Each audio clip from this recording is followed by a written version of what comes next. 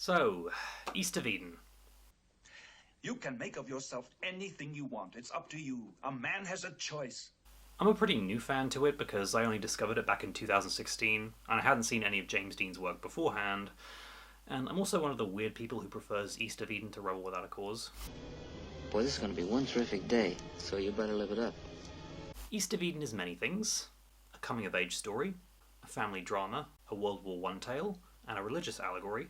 But to me, it is first and foremost a love story. I mean, you don't really love them, do you?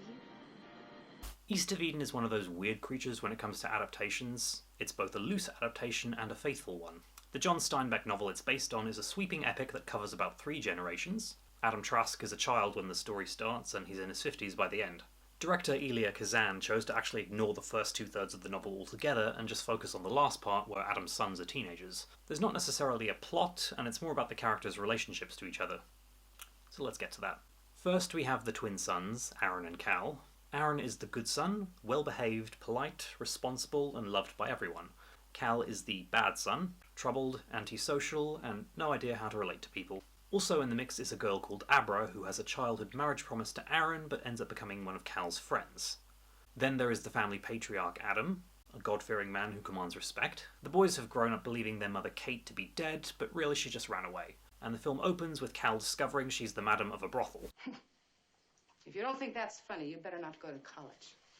We'll take a look at Kate first. She's the character that changes the most in the adaptation, mostly because she has a lot less to do in the film than the book. In the book she's pretty much just evil. One character even says that she was born without a conscience. She manipulates people, she cheats on her husband, kills her parents in a fire, and gets her job as the madam of the brothel by poisoning its previous owner. None of this is mentioned in the film, apart from her shooting Adam in the past. Did she shoot him? Yes, she did. So you get the impression that Elia Kazan wanted to make Kate more sympathetic, and yeah. I said that I thought of East of Eden as a love story. Not in the sense of boy meets girl and they fall in love, although that does happen. It's more of a story about love, and about characters who want it or need it.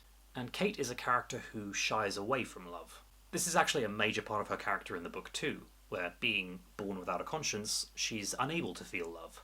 So she sleeps with her husband's brother on their wedding night and burns down her parents' house just because. Always so right himself. She goes about her whole life not caring and believes that this makes her superior. It's only until late in life that she realises that this makes her different from everyone, and that's not necessarily a good thing. Well, nobody holds me. And she ultimately commits suicide because she can't feel love, and decides that it's not worth living without. The film leaves out the suicide and her fate is kind of left open. When you look at Kate's characterisation in the book, you get the sense that John Steinbeck saw her as an almost supernatural figure, like a Heathcliff in California. The film, on the other hand, looks like it wants to humanise her. Rather than just being born without a conscience, it seems like she's someone who's afraid of love. Cal seems like he's someone who's ready and willing to love her and doesn't care that she's the madam of a brothel, but her walls go up and she shies away from him. There are a couple of moments in her big scene where it looks like she's tempted to let him into her life. Well, is he like me? No, he's good. And when he returns to her late in the film, she looks like she's ready to give him another try. Okay. But at this point it's too late. Jo Van Fleet humanises Kate a lot, and those 10 minutes of screen time got her a Best Supporting Actress Oscar. You're a likable kid. Funnily enough, she'd be in a similar position in Cool Hand Luke, and who does that star? Aaron was actually the character who popped out to me the most when I first started watching.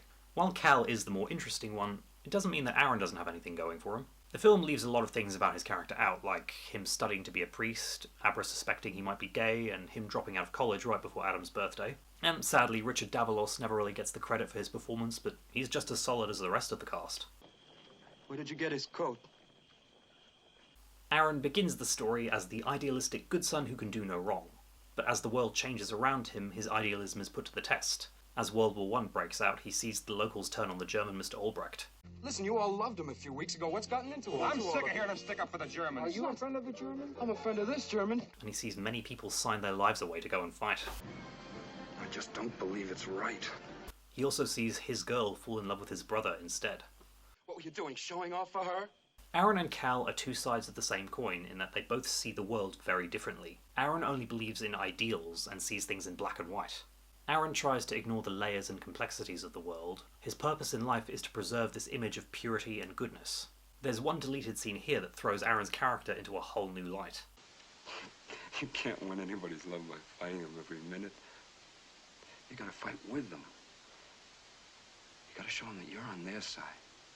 This scene tells us that Aaron has decided to suppress his own personality in order to win his father's love. He's a character who wants love and believes it can be bought. He has worked all his life to maintain this spot, and when it looks like it might be taken away from him, he doesn't take it well. There is another scene late in the film that completely changes Aaron's character compared to how it was written. This is his speech to Cal after Adam has rejected his birthday present. I don't trust you. You're no good. Now, in the script, Cal was supposed to punch Adam and then run out. So in that context, Aaron's speech is him defending his father's honour. But in a moment of improv, James Dean decided to turn Cal's reaction into... Cal! So with that, Aaron's speech now becomes a kick him while he's down moment. Adding to that is him announcing his engagement with Abra right before, which is reminding Cal of his place. So in some ways this scene is a victory for Aaron, as his position as the good son was never in danger. And for the audience, this shows that Aaron's purity does not make him good. And the decision to focus on Abra in this scene shows that she's just had her image of him completely shattered. Father and I have put up with every mean and vicious thing you could think of ever since you were a child. And we've always forgiven you. Obsession with image is a major part of Aaron's character. And nowhere is this clearer than how he treats Abra. Aaron never having had a mother, well, he's made her everything good that he can think of, and that's what he thinks I am. And that's what he's in love with. It's not me at all, because I'm not a bit like that made-up one, not a bit. Abra is always comparing herself to other girls because Aaron has given her these completely ridiculous high standards to live up to. What are girls like that like? And the thing is, Abra is a good person, but she's also flawed. The reason Aaron and her wouldn't be a good match is because he sees her as an ideal rather than a person. She'll be his saintly wife, and they'll have nice children, and they'll complete this image of perfection just to cement his status as the good son. Abra is drawn to Cal because she recognises that he's flawed as well, like she is, but he's also good at heart. Take this scene right here. There's a diamond ring worth about that. At least my father told me that's what he paid for it. I threw it in the river. But I forgave him. And it's been all right ever since. You forgave him? She wouldn't be able to have this conversation with Aaron. Cal sees the funny side of this, and he can appreciate her different way of thinking. You forgave him because you threw a ring of his worth $3,000 into the river. That's right. And you forgave him? That's right. With Cal, Abra can let her hair down and be herself, while with Aaron she has to keep maintaining this fake image of perfection. Abra is still shown to be a good person in spite of her flaws, because humans are flawed. And if there's a performance in the movie that could be said to steal the thunder away from James Dean, it is Julie Harris. It's awful not to be loved. It's the worst thing in the world. Raymond Massey is someone I've never been a fan of, but here his wooden classical style of acting really works when portraying Adam. Similar to Kate, most of Adam's backstory is left out of the film. In the book, he was forced into the army by his father, saw his wife cheat on him with his brother on their wedding night, eventually get shot by her, and then have to raise his kids by himself. You don't really get a sense of this in the film, so it serves to make Adam less sympathetic. Like Aaron, he was blind to his girl's flaws and made her into an ideal, which is a big part of his character in the film as well. He's the purest man there is, isn't he? Oh. He thought he had me all tied up with his purity. Except in this case, he's now blind to Cal's virtues. So while he does a few questionable things, Adam ignores most of the complexities and doesn't really see that Cal does these things out of a desire for love from him. And Adam wants to love Cal, but in the correct way. He loves Aaron because Aaron has spent his whole life studying what his father loves and playing to that. And the result is this big scene where he ignores that Cal went into business to reimburse him for the money he lost, all because he doesn't approve of the way Cal made the money. Adam's character growth is learning to accept the son he's got, rather than the one he thinks he ought to have. It's a huge moment where he forgives Cal for driving Aaron off to enlist in the war, because even though Cal did a bad thing, Adam himself still shares some of the blame. He learns to love his son along with his flaws. So let's talk about Cal. Quite possibly one of the greatest young adult roles ever written. You might be wondering what made Cal so appealing back in the day, but let's take a look at what declarations of love usually looked like in movies. Scared of you, too.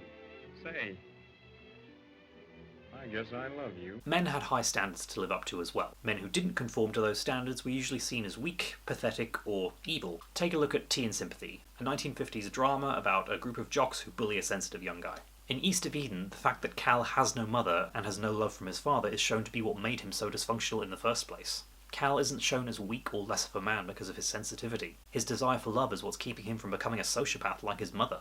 And his act of showing Aaron the truth about their mother comes when two characters have denied him their love. I don't want the money, Cal. I couldn't take it. But now I don't want you to go near Abra. I don't want you to talk with her. Just stay away from her. I mentioned earlier that East of Eden is really a religious allegory, and in this case the Eden of the title refers to the Garden of Eden, and the brothers are named with an A and C naming convention after Abel and Cain, Adam's sons. Where's Aaron? I don't know. It's not my brother's keeper. The story of Cain and Abel goes that God wanted an offering from both of them. Cain offered some fresh crops, while Abel offered a fresh lamb. God preferred Abel's offering and told Cain, tough noogies, so Cain murdered Abel and was banished with the mark of shame. Even without East of Eden expanding the story, you still feel a little bit sorry for Cain. As a farmer, he worked hard on his crops, and his efforts were ignored, and he was told to just get over it. And people had been challenging the story for a while, too. Rudyard Kipling wrote a poem dramatising the story, and portrayed Abel as someone who stole water from Cain in order to feed his cattle. The final stanza of the poem goes, "But seeing all he had to bear, I never could call the judgment fair." East of Eden deconstructs the Cain and Abel story without going into black and white territory like, say, Maleficent's attempt at deconstructing Sleeping Beauty. In this case, the Cain analogue does do bad things, and the story doesn't try to deny them or excuse them. The murder of Abel is paralleled with Cal showing Aaron where Kate is, which essentially pushes him over the edge and leads to him running off and joining the war. He dies in the book, but his fate is left open in the film.